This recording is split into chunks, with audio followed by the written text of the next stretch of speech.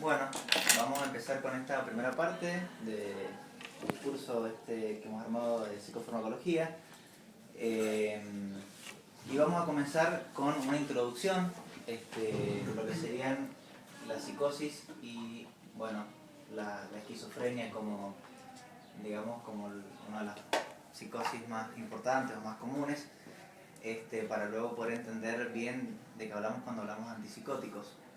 Nosotros vamos a hablar sobre lo que son las dimensiones sintomáticas en esquizofrenia. Primero vamos a hacer una aproximación muy general, ¿sí? Y hablamos de la descripción clínica de la psicosis. Entendemos por psicosis un síndrome, ¿sí? Un síndrome, como la palabra lo indica, como ya sabemos lo que significa, un conjunto de signos y síntomas que implica como mínimo la presencia de delirios y de alucinaciones, ¿sí? Obviamente el espectro es mucho más grande, ¿sí? Hablamos también de desorganización del discurso y del comportamiento, hablamos de que la capacidad mental, la respuesta afectiva y la capacidad para reconocer la realidad, comunicarse y relacionarse está afectada. Bien, dale.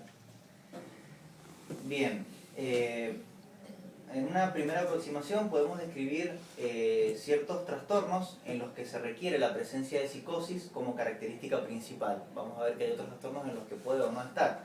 Estos son la esquizofrenia, trastorno psicótico inducido por sustancias, trastorno esquizofreniforme, trastorno esquizoafectivo, trastorno delirante, trastorno psicótico breve y algún trastorno psicótico que sea debido a alguna enfermedad médica general. En estos trastornos que acabamos de escribir, la psicosis, como dije, es una característica principal, debe estar. Y como dije recién, algunos trastornos la psicosis puede o no estar asociada, ¿sí? Estos son cuadros como cuadros maniformes o la manía, ¿sí? La depresión o ciertos trastornos cognitivos como las demencias, ¿sí? La enfermedad de Alzheimer, la enfermedad por cuerpos de Lewis, la enfermedad de Pick, ¿sí? Bueno, la bibliografía hace una división de lo que son las psicosis y la divide en tres: psicosis paranoide, desorganizada o excitada y de características depresivas. Vamos a describir un poco cada una. La psicosis paranoide primero nos habla de que el paciente va a padecer proyecciones paranoides, ¿sí? ¿Qué se refiere a esto? La gente habla de uno, ¿sí? Objeto de persecución o de conspiración, muy autorreferencial. Fuerzas externas pueden controlar las acciones propias, ¿sí? Hay una actitud beligerante hostil, ¿sí? Una expresión verbal de sentimientos de hostilidad, ¿sí? Irritabilidad, desconfianza, hay suspicacia, tendencia a culpar a los demás por lo que sucede. Y otra característica que encontramos, o que puede estar o no, es la grandiosidad, ¿sí? Expansiva. Hay una actitud de superioridad, el paciente cree que es un ser superior, que viene a cumplir una función divina, ¿sí? Que posee poderes, o alucinaciones auditivas en donde las voces son de halago. Bien, la otra clasificación nos habla de la psicosis desorganizada. Bueno, como la palabra lo indica, hay una desorganización, ¿sí? Acá habla de desorganización conceptual, desorientación y excitación. Desorganización conceptual, encontramos respuestas irrelevantes, encontramos incoherencias, pérdida del hilo argumental, ¿sí? Aparecen neologismos, estereotipias, la desorientación la refiere como desorientación en general, ¿sí? Autoeropsíquicamente, situacional. Y la excitación en donde el paciente no tiene filtro alguno y expresa los sentimientos sin ningún tipo de restricción. Bueno, la psicosis, por último, la psicosis de características depresivas. Acá, como lo describe el libro, quizás parecería un poco más un trastorno depresivo mayor. Tengamos en cuenta lo que hablamos al principio de la pérdida de la realidad o la aparición de delirios y de alucinaciones, ¿sí? Habla de inhibición psicomotriz de apatía, enlentecimiento del discurso, indiferencia, hipomimia, ¿sí? Enlentecimiento de los movimientos, alteraciones en la memoria, bloqueo del discurso y angustia, autocastigo y culpa, ¿sí? El paciente se preocupa por el futuro, esto le causa angustia. Hay una actitud de autodesprecio, ideas de suicidio, sentimientos de minusvalía, sentimientos de ruina o de estar permanentemente en pecado, ¿sí? Por situación o por lo que hace. Bien, ahora nos vamos a centrar un poco más en lo que es la esquizofrenia, ¿sí? Hablar de esta patología que, como dije al principio, es el trastorno psicótico más común, afecta el 1% de la población. Entre el 25 y el 50% de los pacientes esquizofrénicos intenta suicidarse, el 10% lo logra, ¿sí? Esto lo convierte en una patología de una alta mortalidad, ya que tienen 8 veces, una tasa de mortalidad 8 veces más alta que la población general. La esperanza de vida es entre 20 y 30 años menor, ¿sí? Más corta que la población general. Esto se debe a dos cosas, como dije recién, al suicidio, ¿sí? Y otra característica es que padecen enfermedades cardiovasculares. Enfermedades cardiovasculares debidas a la dieta del paciente. El paciente tiene poco autocuidado, ¿sí? Esto va a generar obesidad, va a generar síndrome metabólico, ¿sí? Diferentes patologías que lo van a predisponer a una patología cardiovascular. Y algo que debemos tener en cuenta es que los mismos fármacos antipsicóticos producen patología cardiovascular también relacionada al síndrome metabólico. Por definición, la esquizofrenia es un trastorno que dura al menos 6 meses. Creo yo que esta es la definición del DSM. Por lo menos 6 meses o más, incluyendo por lo menos un mes, ¿sí? Con delirios, alucinaciones o discurso, comportamiento desorganizado o síntomas negativos. Clásicamente se diferencian los síntomas en positivos y negativos. Enseguida vamos a ver que hay un espectro más grande, ¿sí? Síntomas positivos, los delirios, las alucinaciones, las distorsiones en el lenguaje, en la comunicación, el comportamiento, ¿sí? Que esté desorganizado el lenguaje, agitación psicomotriz, catatonía. Y los síntomas negativos, el paciente, esto lo vamos a desarrollar un poco mejor, el afecto está embotado, el paciente está retraído socialmente, ¿sí? Poca capacidad de empatía, hay dificultades en el pensamiento abstracto, hay falta de espontaneidad, ¿sí?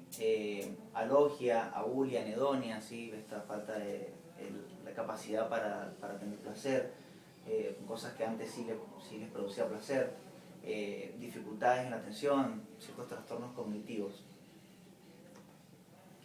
Bueno, es importante saber que los síntomas negativos son los determinantes de la evolución del paciente.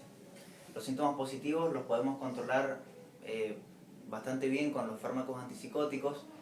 Lamentablemente no hay fármacos que actúen sobre estos síntomas o que lo hagan de tener una buena respuesta en el paciente.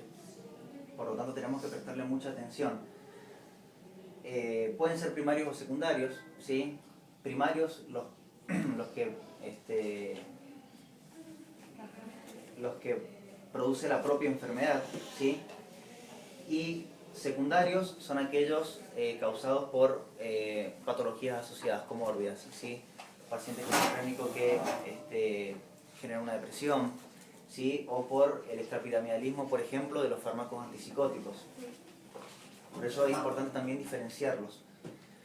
La bibliografía también hace referencia a valorar los síntomas negativos, que pueden ser mediante ítems.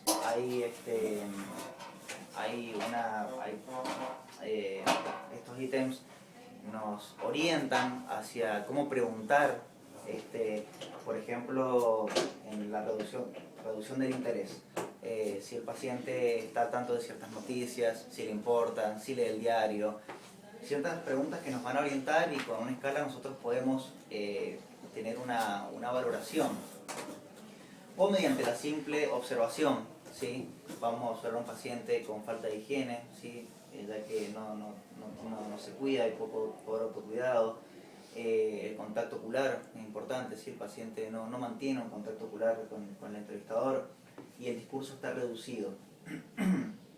Y bueno, algo también a resaltar es que no solamente es parte de esta patología, sino que puede ser prodrómico, o comenzar el paciente con síntomas negativos hasta desarrollar un brote donde vamos a verlo más florido.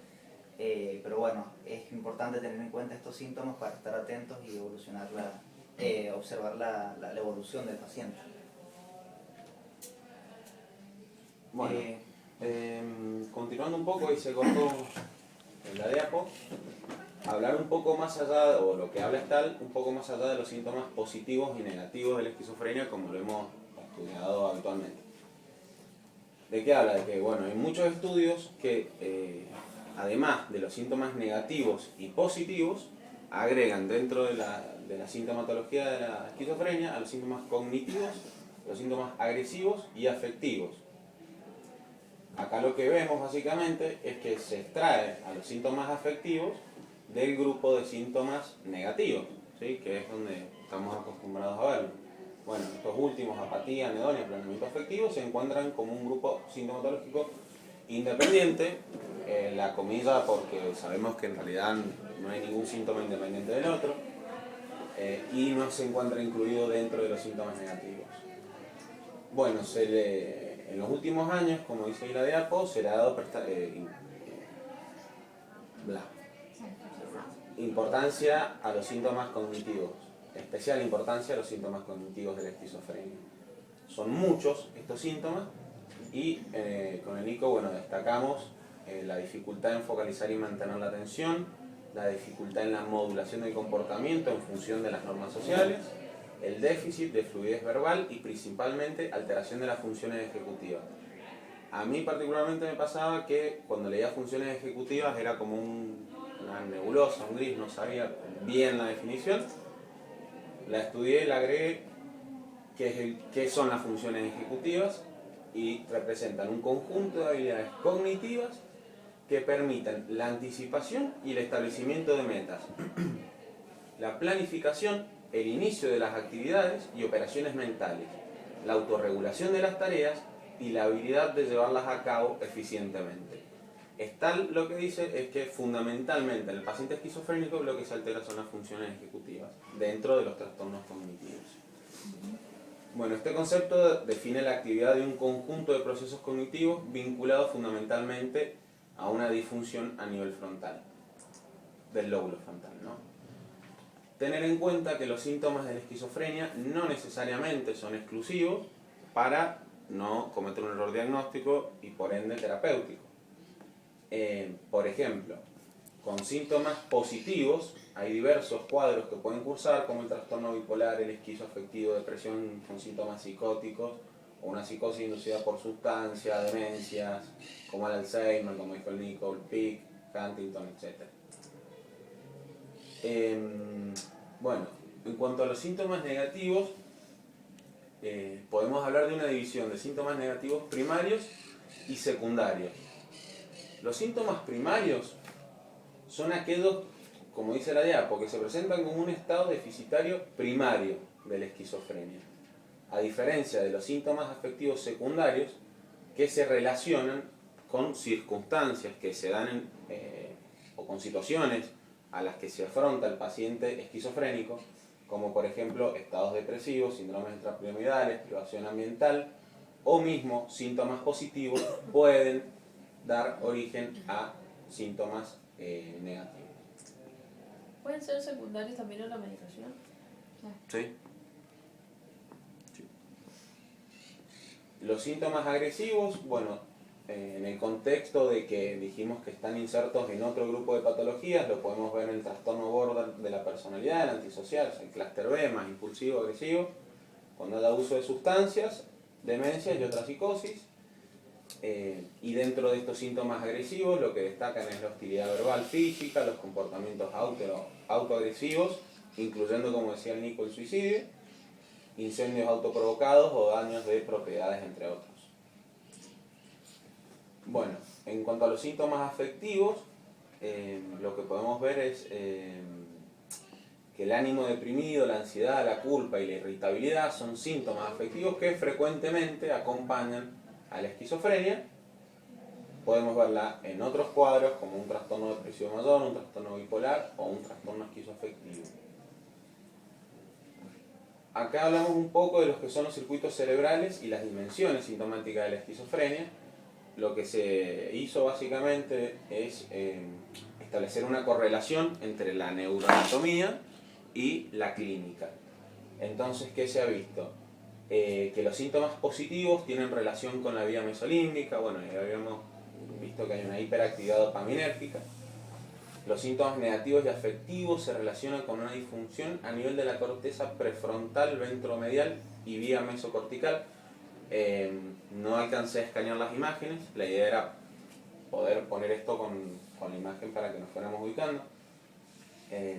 Los síntomas cognitivos estarían relacionados con la corteza prefrontal dorsolateral y los síntomas agresivos con la corteza orbitofrontal y sus conexiones con la amígdala. Esta división un poco que hace acá con respecto a la anatomía, a la neuroanatomía, es interesante porque si bien los neurotransmisores están obviamente en todo el cerebro y los mismos, digo, neurotransmisores en todas las áreas, se sabe también que cada región tiene genes específicos y formas de regulación específicas, y en un futuro sería, el libro lo propone como que en un futuro sería, bueno, a ver, el paciente tiene más síntomas negativos o alteraciones cognitivas, entonces tratemos de atacar cierta área cerebral. Por eso es interesante esto de conocer dónde se producirían los síntomas.